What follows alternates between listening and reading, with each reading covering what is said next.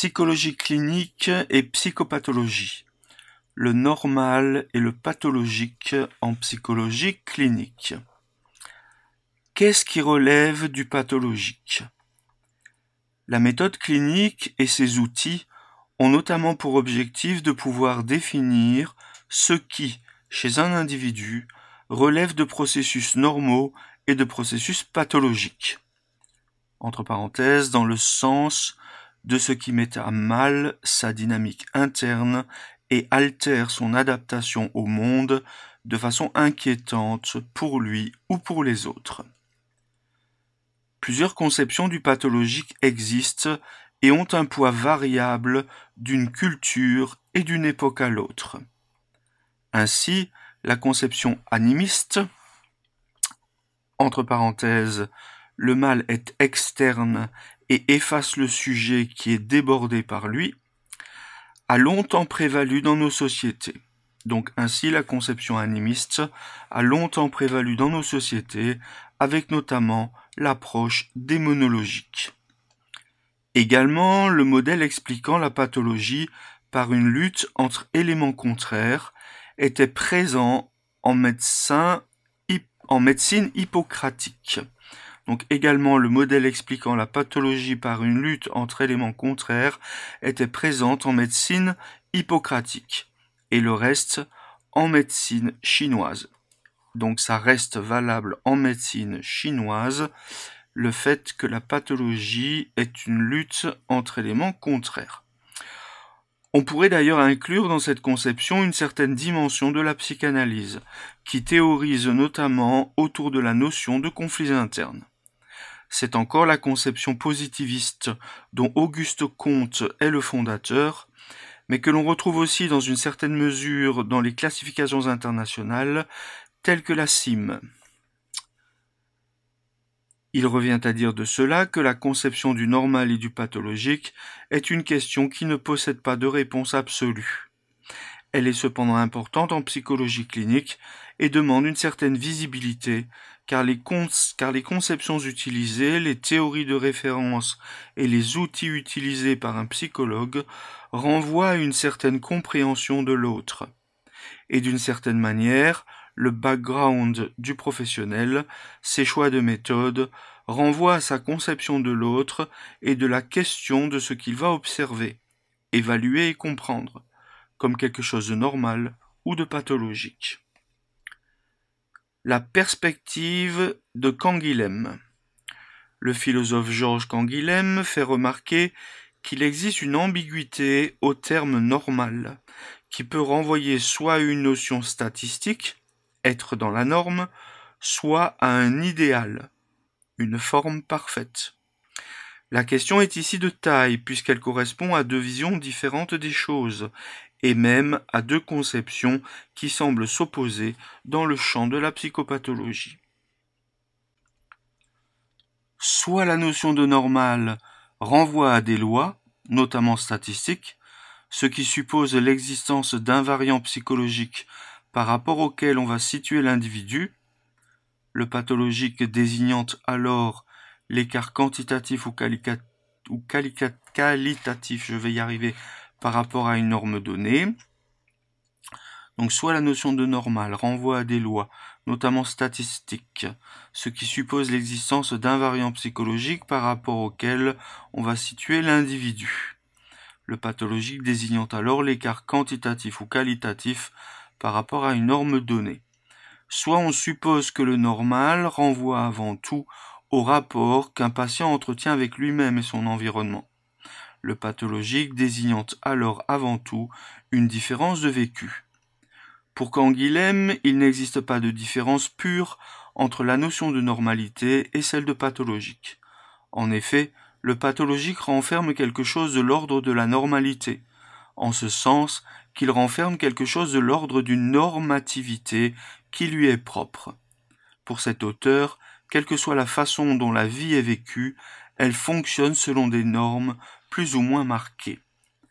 Pour autant, Canguilhem postule que ce que l'on nomme normal n'est pas dans une continuité avec le pathologique.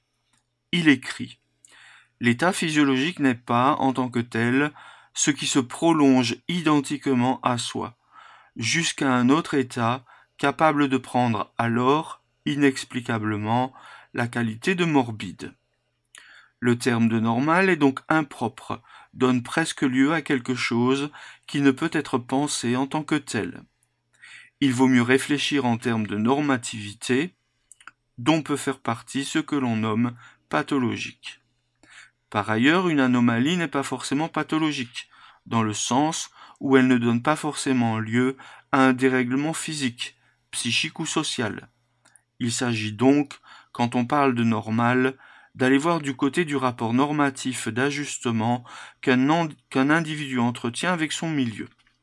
Donc par ailleurs, une anomalie n'est pas forcément pathologique, dans le sens où elle ne donne pas forcément lieu à un dérèglement physique, psychique ou social. Il s'agit donc, quand on parle de normal, d'aller voir du côté du rapport normatif d'ajustement qu'un individu entretient avec son milieu. Enfin, pour Canguilhem, c'est l'individu et lui seul qui peut se vivre comme malade ou non, entre parenthèses, notion de santé, peut se dire normal ou non. Autrement, à la subjectivité des termes évoqués correspond la subjectivité intrapsychique. Pour autant, cette appréciation possède une limite, les patients qui ont une conscience d'eux-mêmes altérée. Premier exemple, un patient VIH peut se dire en bonne santé parce qu'il est asymptomatique et ne possède pas de perturbations sociales, personnelles, etc. en lien avec sa sérologie positive au virus du sida. Ce, même si médicalement il est atteint d'une maladie. Deuxième exemple, un patient à délire de persécution se dira également normal et en bonne santé, sa perception biaisée de la réalité ne lui permettant pas d'avoir une visibilité sur les éléments pathogènes qui sont à l'œuvre. Considération générale. Considération générale, il est bien difficile de supposer une barrière étanche entre processus normaux et pathologiques.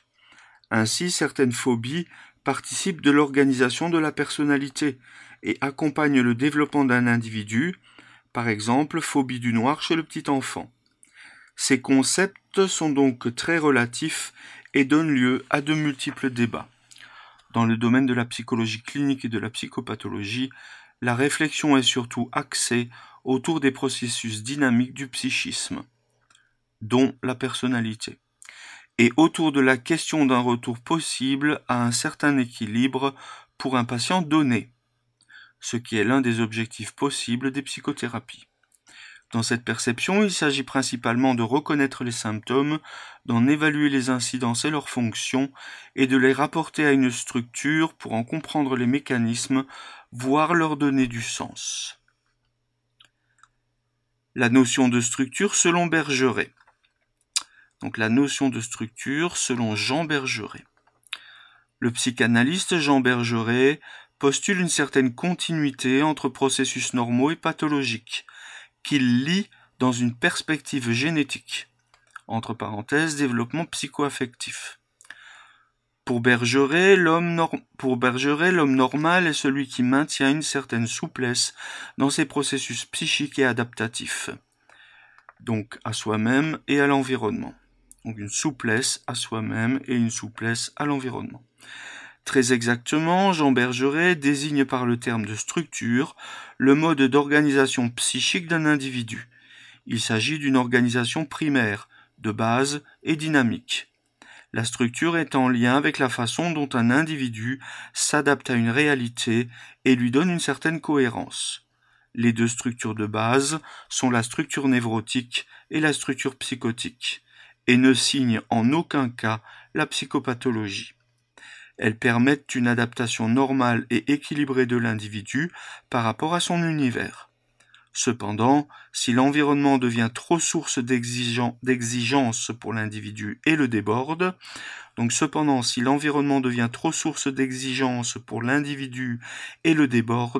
la structure devient instable, elle se décompose et donne naissance à des conduites, cette fois pathogènes et destructrices.